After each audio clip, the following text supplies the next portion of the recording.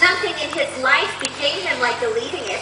He died as one that had been studied in his death to throw away the dearest thing he owed us for a careless trifle. There's no art to find the mind's construction in the face.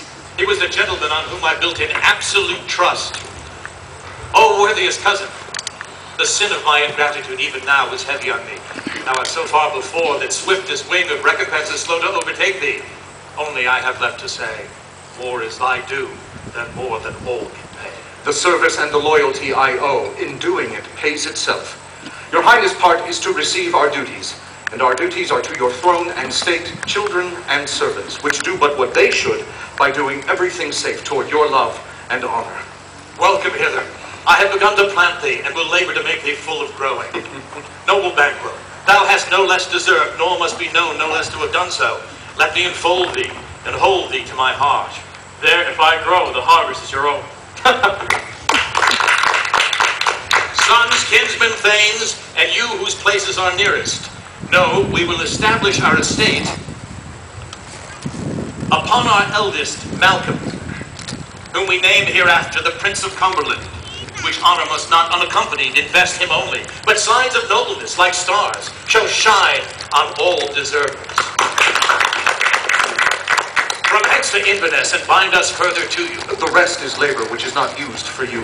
I'll be myself the harbinger, and make joyful the hearing of my wife with your approach. So, humbly, take my leave. My worthy Cordo. The Prince of Cumberland. That is a step on which I must fall down, or else o'erleap, for in my way it lies. Stars, hide your fires. Let not light see my black and deep desires. True, worthy Banquo, he is full so valiant, and in his commendations I am fed. It is a banquet to me. Let's after him, whose care is gone before to bid us welcome. It is a peerless kinsman.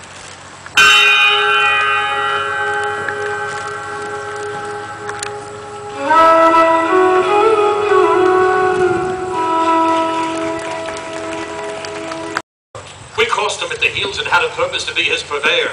But he rides well, and his great love, sharp as his spur, hath holp him to his home before us.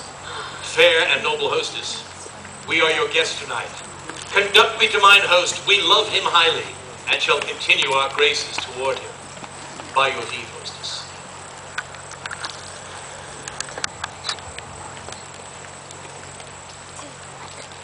Who's here? A friend. What, sir? Not yet addressed? The king's a bed, yet been an unusual pleasure. Shut up in measureless content. All's well. I dreamt last night of the three weird sisters. To you they have shown some truth. I think not of them. Yet, when we could entreat an hour to serve, we would spend it in some words upon that business, if you would grant the time. That's your kind of... Ladies, there's some very nice ladies out here. I have a soft spot in my heart for the ladies. Do you ladies find me attractive? Yes?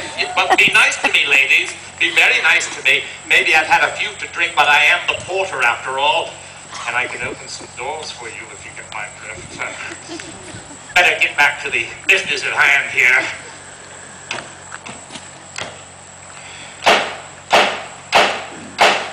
Knock, knock. Here's a knocking indeed. If a man were porter at Hellgate, he should have old turning the key. Knock, knock, knock. Who's there in the name of Beelzebub? Oh, here's a farmer that hanged himself on the expectation of plenty. Come in, time. Have napkins enough about you here, you'll sweat for it.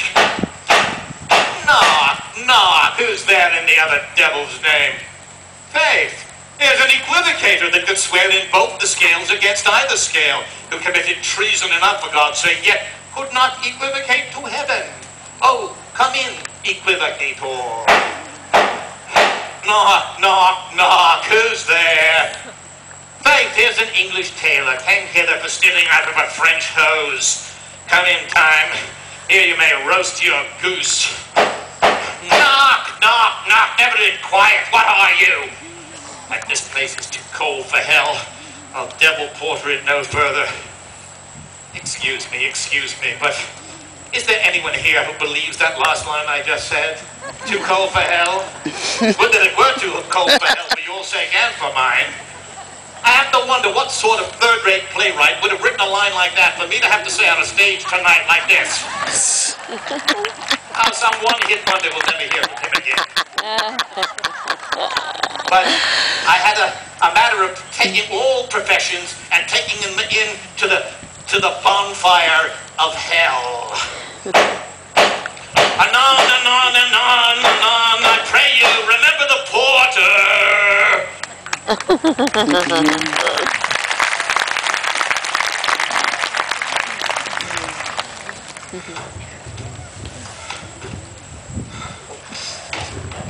Was it so late, friend, ere you went to bed that you do lie so late?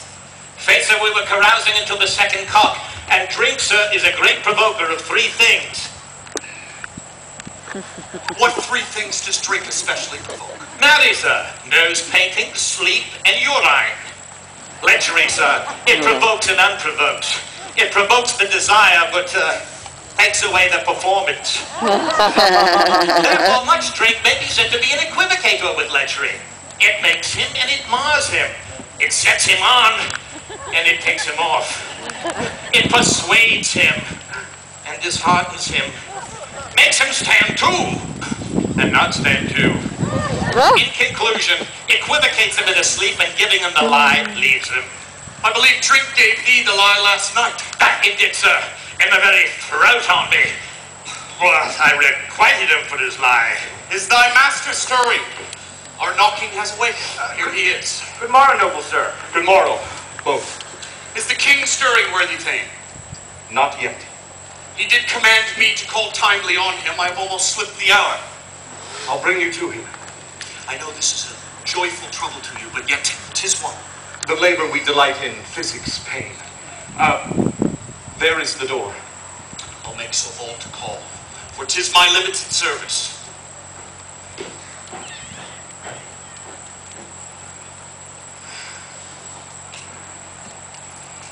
Goes the king hence today? He does. He did appoint so. The night has been unruly. Where we lay our chimneys were blown down. And as they say, lamentings heard in the air, strange screams of death. And prophesying in accents terrible of dire combustion and confused events, new hatch for the woeful time. The obscure bird clamored the livelong night, and some say the earth was feverous and did shake.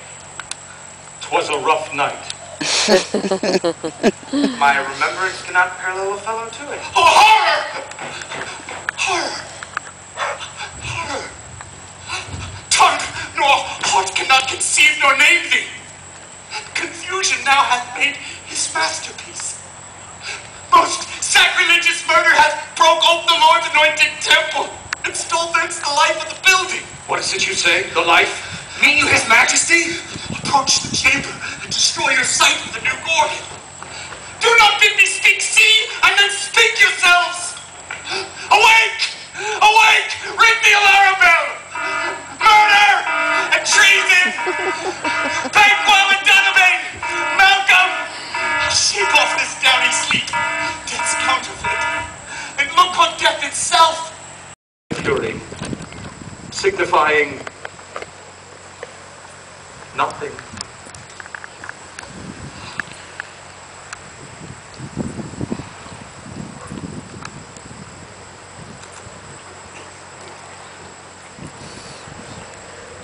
Thou comest to use thy tongue with a story quickly. Gracious my lord, I should report that which I